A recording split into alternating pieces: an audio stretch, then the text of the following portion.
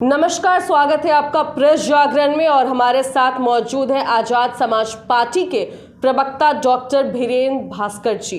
Sir, स्वागत है आपका प्रेस जागरण में। जी, जय भीम सबको। जी हाँ, जय भीम।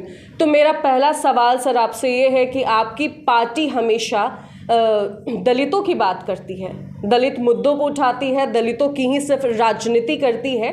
तो क्या और जितनी भी देश की पार्टियां हैं, छोटी बड़ी पार्टियां, कांग्रेस हो गया, भाजपा हो गई, राजद हो गई, तो क्या ये दलितों की राजनीति नहीं कर रही है? सिर्फ आपकी पार्टी ही ऐसा क्यों करती है? क्या है आपका जो विचार इस चीज़ पे, आप कृपया हमें बताएं।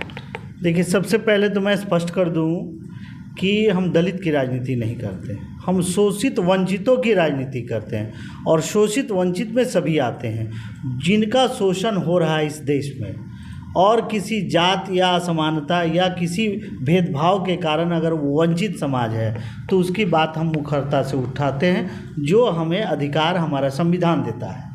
जहाँ तक रही कि अन्य पार्टियाँ क्या दलित मुद्दों को उठाती हैं, लेकिन उस मन से नहीं उठाती है। नहीं तो आज जो है आज़ादी के 75 साल के बाद भी इस तरह का भेदभाव न प्रशासन और सरकार और ना ही समाज में ये रह पाता। ये कहीं ना कहीं उनमें कमी रह गई, जिसके कारण हम लोगों को आज ये बोलना पड़ रहा है। अच्छा, तो मतलब आपका कहना है कि जैसे जो मेन पार्टी हो गई भाजपा और कांग्रेस, ये दलितों के बारे में नहीं सोचते, ये विचारधारा अपनी नहीं रखते हैं दलितों की भलाई के बारे में, तो ये काम आज़ाद समाज पार्टी कर रही है।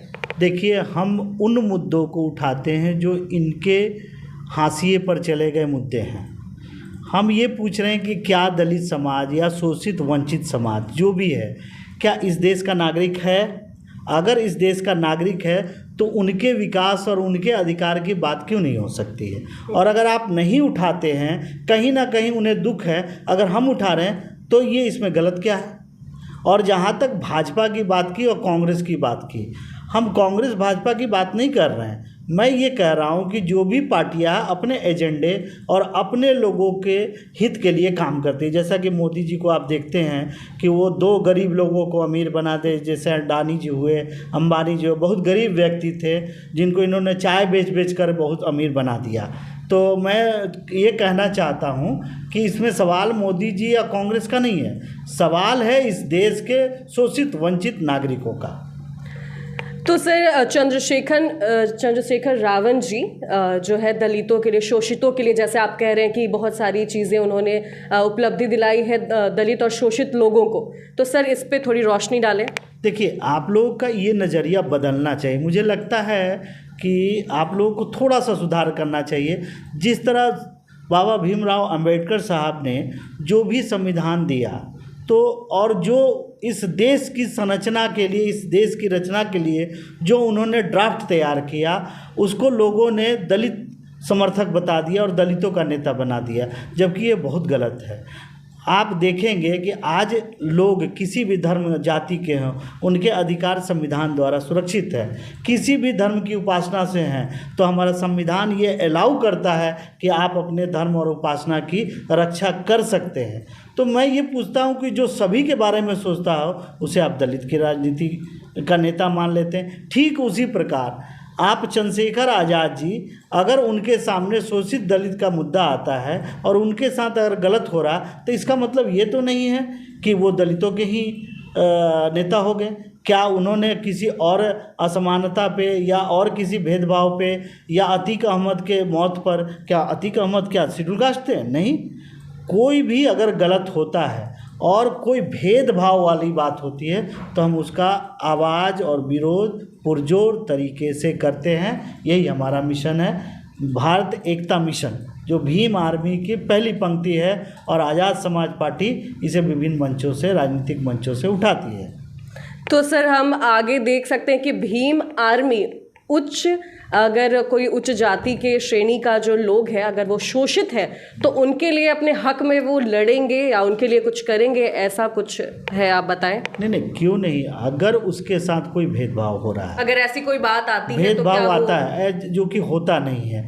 इस समाज में आइडेंटिफाइड लोग हैं शोषक और शोषित। तो हम लोग का जो नज़रिया है कि उन लोगों के लिए हम लोग काम नहीं कर रहे हैं, हम लोग उन लोगों के लिए काम कर रहे हैं जिनको आज़ादी के 70 साल संविधान के लागू होने के बावजूद भी आज वो कानूनी अधिकार, वो सम्मान नहीं बन पाया जो हम लोग संविधान की प्रस्तावना में अपने आप को उसके लिए प्रतिबद्ध किया था। इसलिए हम उसकी लड़ाई लड़ रहे हैं, हम संविधान को बचाने की लड़ाई लड़ रहे हैं। तो अगला सवाल मेरा आपसे ये है कि मोदी जी जो हमारे देश के प्रधानमंत्री हैं, उनका कहना है कि सबका साथ और सबका विकास, तो इस पर आपकी क्या राय है? क्या प्रतिक्रिया देना चाहते हैं हमारी जनता को, लोगों को क्या बताना चाहते हैं आप? सबका साथ एक सेंगर विधायक थे, अब ब्रिजभूषण जी उनके एमपी हैं, जो आप पहलवानों के साथ वो क्या कर रहे हैं, यौन शोषण के बाद भी उन पर कोई कार्य, ये इनका है सबका साथ। और सबका विकास अडानी जी हैं, अंबानी जी हैं, और भी बहुत सारे मोदी हैं, ललित मोदी, ये सारे प्रकार के लोग जो हैं इनका विकास है। ये दो एजेंडे पे ही काम कर रहे हैं कि इनके अगर कोई भी आरोपी विधायक या सांसद होंगे उनके लिए इनकी कोई कार्रवाई नहीं होगी, लेकिन अगर यही बीजेपी के हटकर अगर कोई लोग थोड़ी सी भी गलती करता है तो ये संविधान को ताक पर रखकर भी कार्रवाई करने पे उतारू हो जाते हैं। और इन्हीं के एक मानस नेता हैं, नेता मान के चलिए योगी आदित्यनाथ, उनका तो कहना ही नहीं है और उनके टीम का भी नहीं कहना है कि किस तरह से शासन और प्रशासन को अपने हाथ में लेकर खुलेआम पुलिसिया गुंडागर्दी चल रही है। सर, मेरा अगला प्रश्न आपसे ये है कि बिहार की राजनीति में नीतीश कुमार को प्रधानमंत्री बनने को लेकर काफ़ी हलचल जो मच रहा है, तो क्या आपकी पार्टी समर्थन करेगी नीतीश कुमार को प्रधानमंत्री बनने में, या फिर कुछ अगर आप उनको प्रधानमंत्री कैंडिडेट के रूप में देखते हैं, आपकी पार्टी देखती है, तो क्या वो आप समर्थन करेंगे, आपकी पार्टी करेगी? देखिए, समर्थन की बात तो तब आएगी जब हम उस गठबंधन में होंगे, और गठबंधन जो होती है शर्तों पर होती है। अगर हमारे शोषित वंचितों के अधिकारों को कुचल कर अगर हमें कोई समझौता करना होगा तो हम ना ये समझौता करेंगे और ना ही हम किसी को प्रधानमंत्री मानेंगे।